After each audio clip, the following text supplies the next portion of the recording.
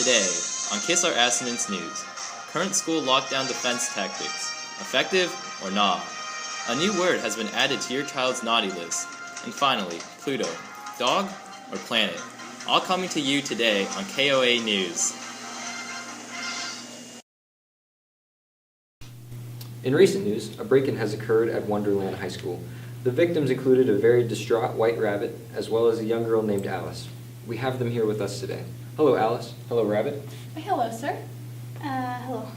Now, I understand that both of you acted in a different manner of the attack.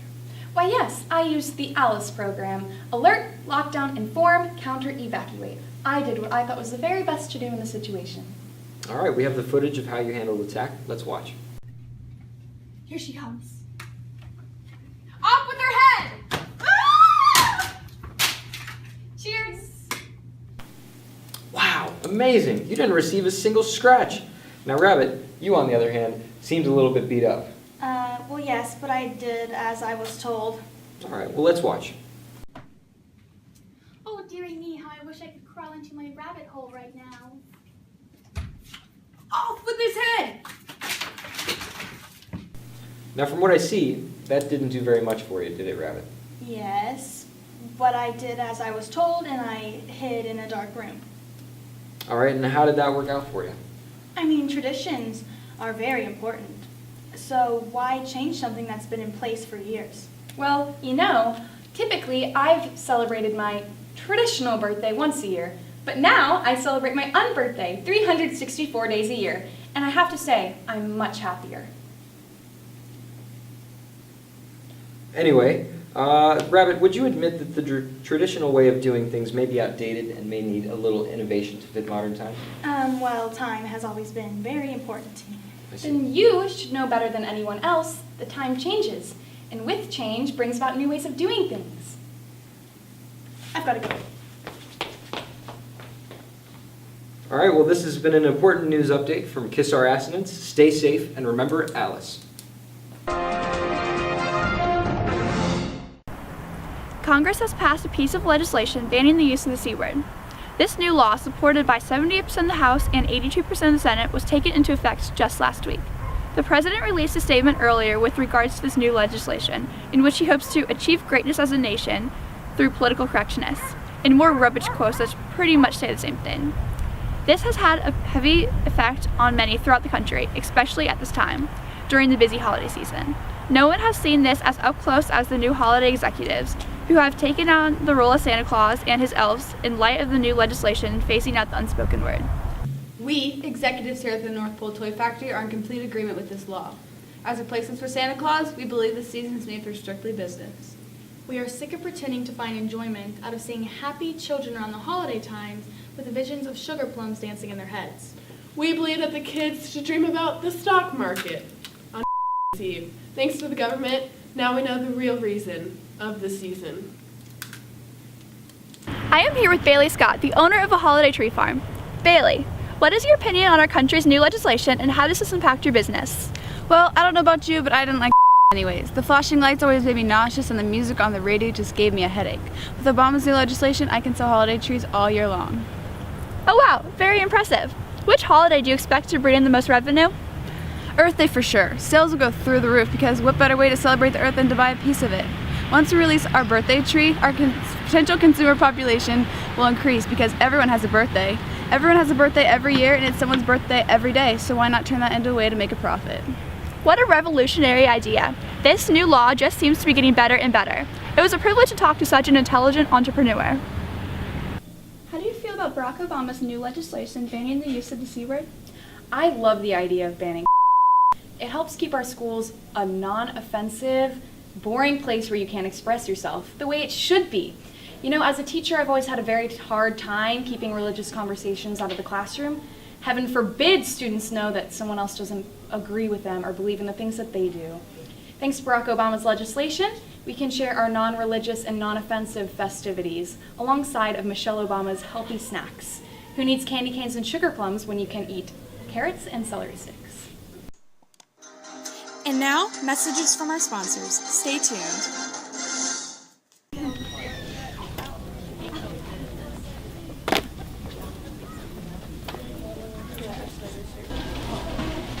Oh, is your kid suffering from PFD? PFD? What's PFD? PFD stands for post-frozen depression, a worldwide phenomenon affecting kids of all ages, beginning in 2013 when the Disney movie Frozen whirled its way into theaters. Some of the symptoms include talking to snowmen, wearing braids down their back, trying to shoot icicles out of their minuscule little hands. But don't fret, Arendelle Inc. has a new creative way of coping with PFD. But I feel like I've seen it all. The dolls, the frozen fedoras, the frozen underwear. That's what you think, but we have revolutionary new products like a Kristoff sled with a reindeer, gloves that let the kids shoot icicles out of their hand, and a build your own Olaf kit. Wow, I can't wait to buy all those things for their Christmas. You haven't seen anything yet. Parents have said that these are the most successful ways for dealing with PFD. Say your line. The cold never bothered me anyway. Say it. You know she's crazy. Wow, thanks, Doc. No problem. Don't wait to get your hands on the newest Arendelle Inc. products located in the southern aisles at your local Target. Because you'll never let us go. Okay, I think we're good to go. In 5, 4, 3, 2. I'm Carly. And I'm Sam. And this is iCarly.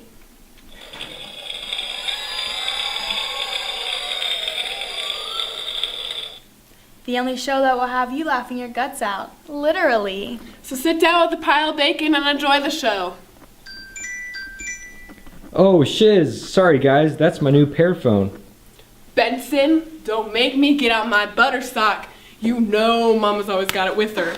Yeah, Freddie, turn your phone off. Hey, what's up with that stain on your sock? Stole it off a hobo's foot. Ugh.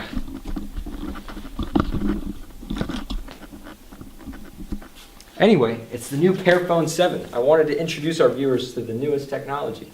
Freddie, stop being a weirdo like your mom. Now turn the camera towards more entertaining people. Alright, hold on. I'm trying to turn it off. You know, the power button is kind of hard to find, but it's worth it. But it can't even fit into your pocket. Well, I know, but that's not the point. I mean, look at the screen. Is that high definition or what? I mean, I don't think I'm gonna like it better than the iPhone 6. It's the best of the best. Sweet. I mean, I can use it when I hide from the cops. But look at it. It's so big and it's so heavy. I can just carry it around and do whatever on it, and I'll get a great workout, and I'll gain all this muscle because it's just so big. And all of the girls will chase after me because I'll have these awesome muscles now. Wow, that's so big, I'll never have to worry about losing it. I know, right? It's like a big makeshift billboard for iCarly. I mean, it's free advertising. All right, can we hurry the show up because Mama's craving a fat cake?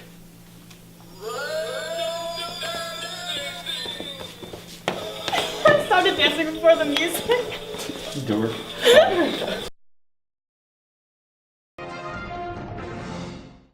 Welcome back to KOA News. Pluto has once again orbited its way back into the news. Pluto, otherwise known as a planet so pathetic it's been stripped of the right to be even called a planet, is causing riots among civilians who pity it. I mean, how could you not feel sorry for it? It's been demoted to the status of a dwarf planet. And I don't know about you, but the only dwarf I can think of is Dopey, staring up at me with a goofy little grin, hat in hands, begging me to reconsider. I just want to pat him on his adorable little head and say, hi ho, sorry, but you are a planet no mo. But here's the thing. Pluto isn't an adorable little man. It's a lump of rock. Exactly. Why are people protesting in the streets with picket signs over a clump of rock with no emotions whatsoever? I mean, look at it. My dog has swallowed tennis balls larger than that. The fact of the matter is, Pluto does not fit all the requirements to become a planet. It doesn't share the defining characteristics of its surrounding gaseous planets. Anyways, the other requirements include being spherical, check, and orbiting the sun. Pluto does orbit the sun, but at a much slower pace. For every 3 revolutions that Neptune does, Pluto only does 2. I just imagine that scrawny little kid in track, you know, running, chasing after his little friends, like, no, guys, wait, please, hang on. Oh, just, never mind. I mean, what do you call that kid? Dwarf track runner? I guess. I think a main reason that people feel a sort of nostalgia towards Pluto is because Walt Disney named Mickey Mouse's beloved pet dog Pluto after scientists first recognized Pluto as being a planet in 1930.